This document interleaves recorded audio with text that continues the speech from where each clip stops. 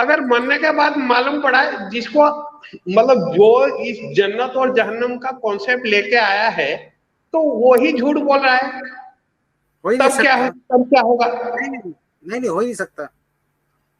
जन्नत जहन्नम का कंसेप्ट झूठ हो, ये हो ही नहीं सकता। कैसे मरने के पता बाद चलेगा? में मरने के बाद कैसे पता चलेगा आपको?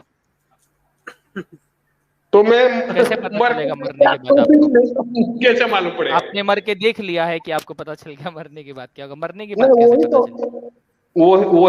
वही तो मेरा सवाल है। अगर मान लो हम मर गए, पंडित जी, मरने आप के जब बाद भी आते हैं ना, लॉजिक से परे ही आपकी बात रहती है सारी। आप इसलिए जो कॉन्सेप्ट है जन्नत का, जहन्नम का अकीदा है, उसके बारे में कोई सवाल है आपका तो वो सवाल करिए।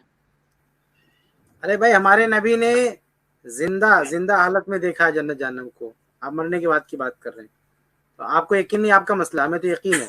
मरने के बाद नहीं, मरने से पहले हमको यकीन है कि जन्नत है जहन्नम है। बात समझ में आ जाती है। इतनी एहतमाम से पैदा की गई कायनात, इतना खूबसूरत बनाई गई कायनात ऐसे ही खत्म हो जाए, ये खुद दिल नहीं मानता इंसान का। इंसान की फितरत ये गवाही देती कि इसका कोई अंजाम होना चाहिए। इतना एहतमाम से बनाया गया इंसान और इतनी प्लानिंग से बनाई गई यूनिवर्स ऐसे ही मिट्टी हो जाएगी, इसका कोई हासिल नहीं है। इंसान मर करके मिट्टी हो जाएगा, ये अंदर से भी इंसान का दिल इसको नहीं मानता है। यहाँ हर चीज में हम लॉजिक ढूंढते हैं, सबब ढूंढते हैं, और इस पूरी कायनात के बयान पैदा करने का कोई सबब ही नहीं है। ये बस ऐसे ही कोई लीला है और कोई खेल खेल रहा है, बस ऐसे ही पैदा हुए और ऐसे ही मर जाना है।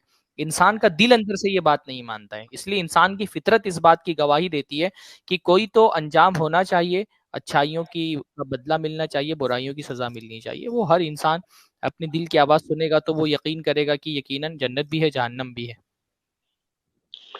जी जनाब, मतलब हक का जो डेफिनेशन है आपकी समझने की, मतलब आप कुछ और समझते हो, हम कुछ और समझते हैं।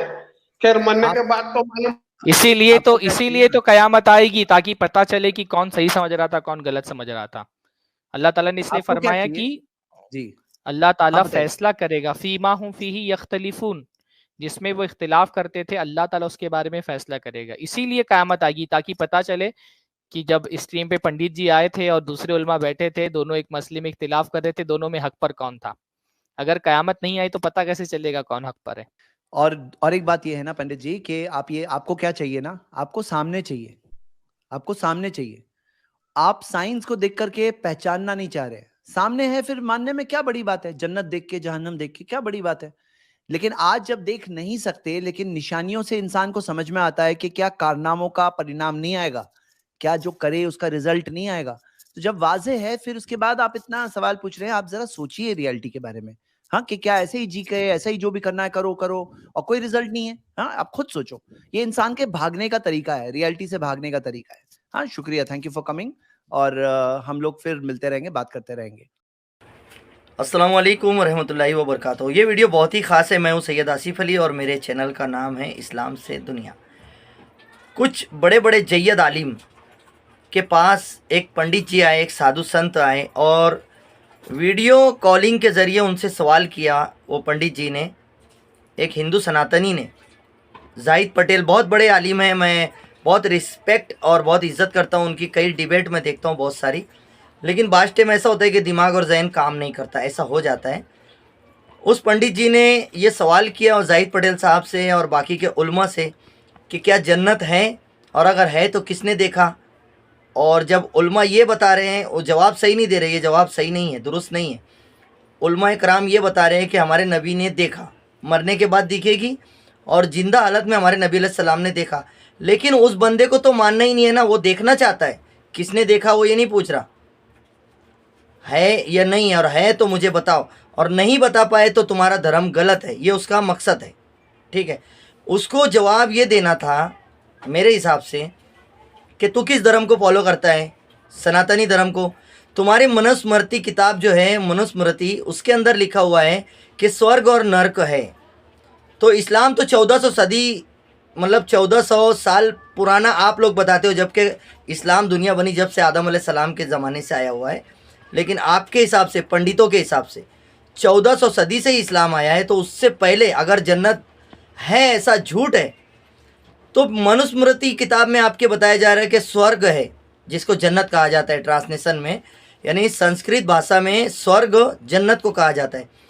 तो उलमा ने उसको ये पूछना था कि आपके धर्म में 1400 सदी से भी पुराना झूठ फिर चल रहा है कि स्वर्ग है, नर्क है। तो अगर ये बात झूठी है कि देखेंगे तभी पता चलेगा, साबित होगा सच्चाई, तो फिर आपके धर्म में भी झूठ है। तो ये झूठ तो आप हमसे पहले चला रहे हो, तो आपका पुराना झूठ हो गया। दरअसल पंडित जी ऐसा नहीं रहता है। ये हर धर्म में स्वर्ग और नर्क और इंसानियत और भलाई का जो है कॉन्सेप्ट है, समझे, हर धर्म में, कि अच्छे काम करो, बुरे काम से रुको। इसीलिए जन्नत और दोजख, स्वर्ग और नर्क बताई गई है ताकि बुरे काम से लोग डरें कि हमें जहन्नम ना मिले, जलाया ना जाए, मारा ना जाए, तो वो डर के उस काम से रुकेंगे। और अगर आपका ये मकसद है इस्लाम की बेइज्जती करना कि लोग जन्नत दिखा नहीं सकते, तो मैं चैलेंज करता हूँ कि तुम्हारे धर्म के कोई भी पंडित स्वर्ग और नर्क नहीं दिखा सकते। और अगर दिखा सकते हैं तो मेरे चैनल पे कई वीडियो पे मेरे कॉन्टेक्ट नंबर रहते हैं, आप लोग वीडियो कॉलिंग करें, मुलाकात करें, मुझे स्वर्ग और नर्क दिखाए, ठीक है, मैं मान जाऊँगा। मैं भी नहीं मानता हूँ कि आपके धर्म में स्वर्ग और नर्क है। वीडियो अच्छी लगे तो लाइक शेयर करिए ताकि ऐसी गुमराही फैलाने वालों को मुंह तोड़ जवाब मिले। अस्सलाम वालेकुम।